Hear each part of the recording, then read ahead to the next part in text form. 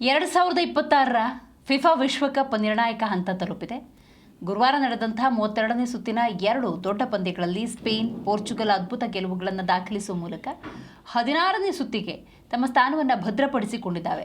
ಒಂದೆಡೆ 41 ವರ್ಷದ Cristiano Ronaldo ವಿಶ್ವಕಪ್ ನಾಕ್ಔಟ್ ಹಂತದಲ್ಲಿ ತಮ್ಮ ಮೊದಲ ಗೋಲು ಗಳಿಸುವ ಮೂಲಕ ಇತಿಹಾಸವನ್ನು ಸೃಷ್ಟಿಸಿದರೆ, ಮತ್ತೊಂದು ಕಡೆ 18 ವರ್ಷದ ತಾರೆ ಲ್ಯಾಮಿನ್ ಯಮಲ್ ತಮ್ಮ ಅದ್ಭುತ ಪ್ರದರ್ಶನದಿಂದ ಆಸ್ಟ್ರಿಯಾದ ಭರವಸೆಯನ್ನು ಹುಸಿಗೊಳಿಸಿದರು.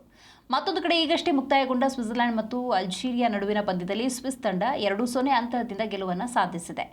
ಇದೀಗ 32ನೇ ಸುತ್ತಿನ ಕೊನೆಯ ದಿನದಂದು 3 ಪಂದ್ಯಗಳು ಬಾಕಿ ಉಳಿದಿವೆ. ಇದರಲ್ಲಿ ಲಿಯೋನೆಲ್ ಮೆಸ್ಸಿ, ಮೊಹಮ್ಮದ್ ಸಲಾ, ಲೂಯಿಸ್ ಡಯಾಸ್ ಇವರಂತಹ ಸ್ಟಾರ್ ಆಟಗಾರರು ಕಣಕ್ಕಿಳಿತಾ ಇದ್ದಾರೆ. ಲಾಸ್ ಏಂಜಲೀಸ್ ಕ್ರೀಡಾಂಗಣದಲ್ಲಿ ನಡೆದಂತಹ ಪಂದ್ಯದಲ್ಲಿ ಸ್ಪೇನ್ ಅತ್ಯುತ್ತಮ ಪ್ರದರ್ಶನ ನೀಡಿ ಆಸ್ಟ್ರಿಯಾವನ್ನು 3-0 ಗೋಲುಗಳಿಂದ ಸೋಲಿಸಿದೆ. ತಂಡದ ಪರ ಮೈಕಲ್ ಒಯಾಜಬಲ್ 2 ಗೋಲ್ ಗಳಿಸಿದರೆ, ಪೆಡ್ರೋ ಪೋರೋ ತಮ್ಮ ಮೊದಲ ಅಂತಾರಾಷ್ಟ್ರೀಯ ಗೋಲಿನೊಂದಿಗೆ ತಂಡದ ಗೆಲುವಿನಲ್ಲಿ ಪ್ರಮುಖ ಪಾತ್ರ ವಹಿಸಿದ್ದಾರೆ. ಜುಲೈ 6ರಂದು ಡಲ್ಲಾಸ್ನಲ್ಲಿ ನಡೆಯಲಿರುವ ಪೋರ್ಚುಗಲ್ ಮತ್ತು ಕ್ರೊಯೇಷಿಯಾ ನಡುವಿನ ಪಂದ್ಯದ ವಿಜೇತರನ್ನು ಸ್ಪೇನ್ ಎದುರಿಸಲಿದೆ. ಕ್ರೊಯೇಷಿಯಾವನ್ನು 2-1 ಅಂತರದಿಂದ ಸೋಲಿಸುವ ಮೂಲಕ ಪೋರ್ಚುಗಲ್ ತಂಡ ಫಿಫಾ ವಿಶ್ವಕಪ್ನಲ್ಲಿ ಮುಂದಿನ ಹಂತಕ್ಕೆ ತಲುಪಿದೆ. 32ನೇ ಸುತ್ತಿನ ಈ ಪಂದ್ಯದಲ್ಲಿ 1 ಗೋಲಿನ ಹಿನ್ನಡೆಯಿಂದ ಪೋರ್ಚುಗಲ್ ಅದ್ಭುತ ಪುನರ್ ಆಗಮನ ಮಾಡಿತು. 53ನೇ ನಿಮಿಷದಲ್ಲಿ ಕ್ರೊಯೇಷಿಯಾದ ಮೊದಲ ಗೋಲು ಕಲೆ ಹಾಕಿ ಎದುರಾಳಿಗೆ ಶಾಕ್ ನೀಡಿತು. ಆದಾಗ್ಯೂ 68ನೇ ನಿಮಿಷದಲ್ಲಿ ಕ್ರಿಸ್ಟಿಯಾನೋ ರೊನಾಲ್ಡೋ ಮೊದಲ ಗೋಲು ಗಳಿಸಿ ಪೋರ್ಚುಗಲ್ ಸಮಬಲ ಸಾಧಿಸುವಲ್ಲಿ ಸಹಾಯಕವಾದರು.